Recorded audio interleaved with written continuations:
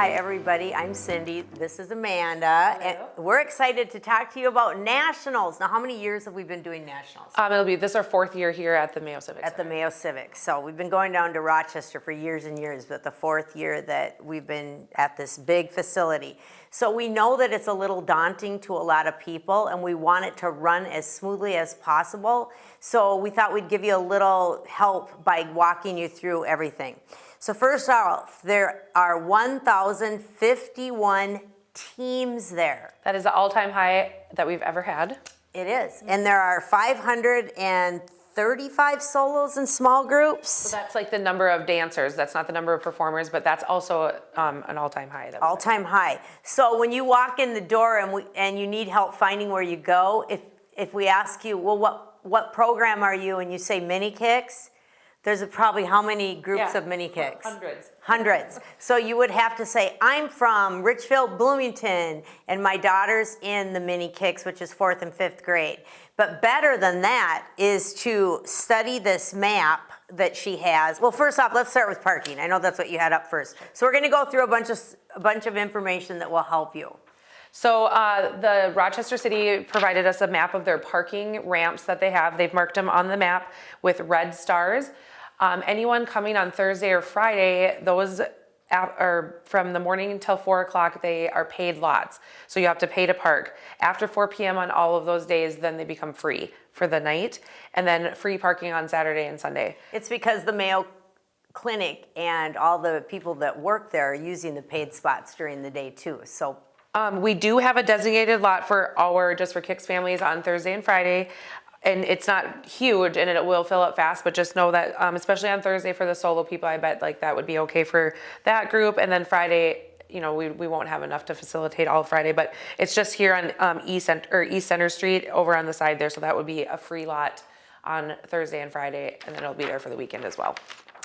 Okay, so the next helpful hint is to know the floor your daughter or son are dancing on. There are 3 floors.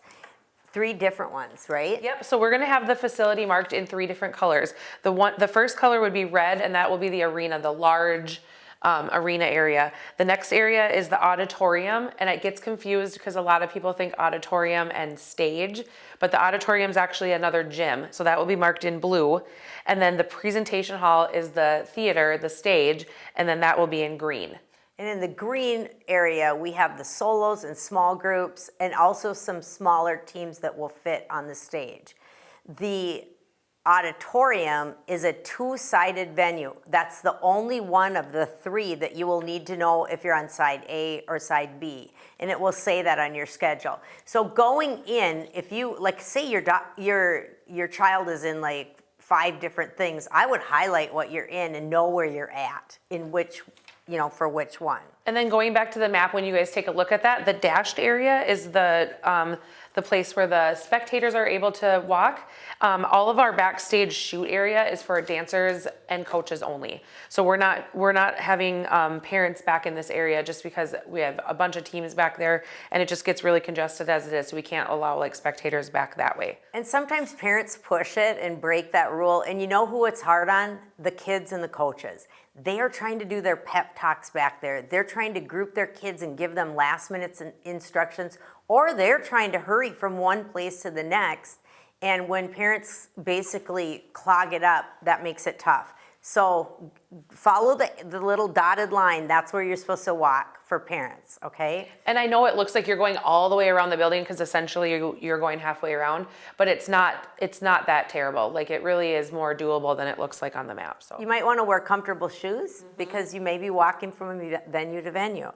So the doors open every day only 1 hour prior to the event. So if your child is the very first thing of the day, the doors will open 1 hour prior. I would have them dressed and ready to go when you come in so that you don't have to be doing that last minute. That hour prep should be not doing hair, makeup, and getting dressed. It should be pumping the routine with the coach. So that will be helpful for your coach. Plan to get there 15 minutes early before or even more before your coach tells you, with the exception of the first thing of the day, because it won't be open. But it'll depend on where you're parking, because some of those parking ramps are, quite a walk. So you want to make sure you kind of plan for that. I always say early is on time and on time is late. And I had a unfortunate situation at one competition where a little child missed the event because they were nearby, but they didn't make it in because of parking. Right. So allow yourself extra time. It's kind of a big deal. And know that going to this, it's not just that 2-minute performance, it's watching everybody else. It's taking part in everything that's going on there. So, okay, so then next up, changing. If you're in only one number, come ready. If you're in multiple numbers, we will have changing tents for you or draped off areas where you can change.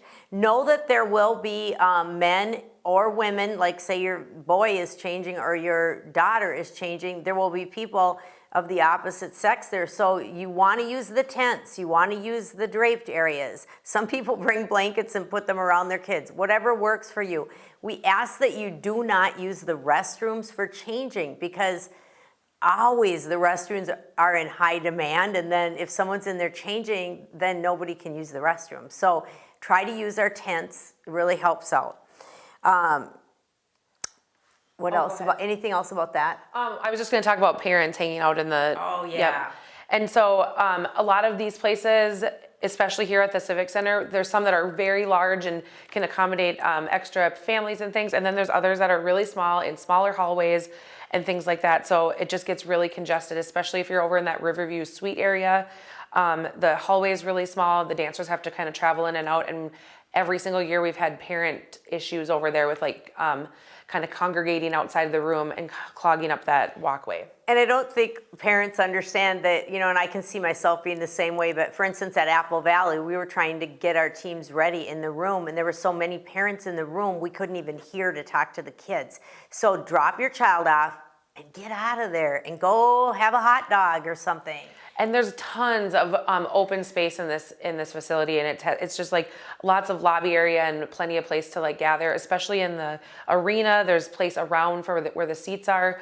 Over in the auditorium area, there's a beautiful lobby over there. So there's like tons of area to stand that's just not technically in like the dancer holding area. Because they want to practice in that area, and there's with 1,050 teams, there's we need our space to practice. Adds to the noise and the chaos that's going on, so you want to take some of that out of there. Everyone's nervous and wants to focus on their kids. So the other thing we wanted to talk about are awards. When your child sits in the awards circle and parents are watching, let's say there's like 4 divisions at a time and you're in the first one and you realize, oh, we've got to be way over to the other side for awards or to dance in the other category. You may have to leave awards right when they're done and rush to the other area. And I think all of us need to realize if somebody gets up and leaves, it's not like, oh, I just care about my team and I'm not listening to the awards for everyone else. It might mean they need to book it to the other area, which is different here than at any other venue. It's a special situation because we do have 3 floors going on at one time, and I've talked to several directors that were concerned about that they're like, we're gonna have to get up and rush out of there, or their parents in the stands, you guys are gonna have to watch that little section and then have to scoot on out. So all we were asking for the spectators, if you know that you're gonna be leaving, try to plan accordingly, sit towards the edge, try not to be in the middle of the group and having to, shuffle out of that way. And then those that are staying and see that people leave, just know that they're just trying to get to the next thing and kind of coordinate the schedule with all of their things they have to do. And I also want to point out, as a director, I know my local town, Brainerd, I think we have 32 teams there. I'm not exactly right, but 32 teams. And one year I had a parent go, well, you didn't even watch my child's awards. And I'm going, okay, I just got, we're running. Like you're not going to see every award if you're a director of a large program. So understand that, or even a small one. Right, and we did at the home office ask the directors to take a step back and just know that you won't be able to be at everything to help, because we were having like, I can't be at this award, I can't be at this one, and trying to coordinate all of that together with 3 floors of things. We more focused on the kids and the dancers and making sure that they were able to be at those places, and we kind of took a little bit less on making sure that the director would be able to be in all that spot. And every director has a plan. She might have a parent sitting with the kids. If she has to go to another one. Like I know in our case, we have a head instructor that's going to be there, or a parent. Well, and I have one that's actually taking her kids and dividing them, and one half of the team is going to this award and the other one's going to another. Oh, that's neat. And then we have parents who have kids in both areas at one time, and mom has to go here and dad has to go there. So we are going to make it work, all right? So that's the big thing. Also remember that you can't have any outside drink or food, right? Right, and so there will be concessions available all throughout the building, and they're running through the duration of the event. So like they're from right in the morning all the way through to the end. Okay, and then I just wanted to point out that we feel like our judging has taken a step up this year. Can you believe how many judges we have? 68 judges this weekend. 68 judges. So that's a lot even to just coordinate. And they've been going through online training this year. We've had reviews after every event. And we just want you to support all the kids and know that everything, we try to do it as fair as possible. In your TWD booklet that you will, is that online or is it passed out? It'll be both, so they'll be printed Okay. and online. Printed and online. We have featured families, we have featured directors. We also explain what elite, select, and classic levels are. We have some information on the judging in there. We have information on double platinum, platinum, and gold. We maybe should touch on that a little bit. I don't have the points in front of me, but I will say, I will say that it was created for reasons like judges have come back to us before and said, oh my gosh, there were only 3 teams in this category, but all 3 of them were so fabulous that we wish they all could have won. But at least then, if they want to give them that high score and they hit double platinum, it means, whoa, you won getting double platinum, basically, even though you might not have been first or second, you might have been third, but it just means that you're really at a high elite level. So it's kind of a way to reward better teams. Well, and I find like we both teach classes here in our hometown, and I found even with the kids, even though they were placing 4th place, our point level moved up by 30 points, which was just like so wonderful to talk to them about. So it was just another layer on top of the placement that you can like coach with your kids and get them excited about things, and we're not so focused on the placement even anymore. Right, I agree with that. Let's have fun. Let's support each other. One thing to just remind yourself is that everyone is someone's kid when you're sitting in those bleachers, and the people in front of you might be the parents of the group that you're talking about. We've had it happen, or in the restroom, or in the hallway. So try to be great sports. I always say coaches, the directors and coaches are not rational for about a week, and neither are the parents. And I've been there, so it's important to just take a step back and go, okay. One little housekeeping thing, the staff here we're leaving on Wednesday next week our last day in the office is Wednesday next week, and then to head down Thursday morning. So we'll be printing all of our wristband reports and things like that on Wednesday afternoon. We would love to have all of the payments taken care of by now, but over this weekend, by Monday.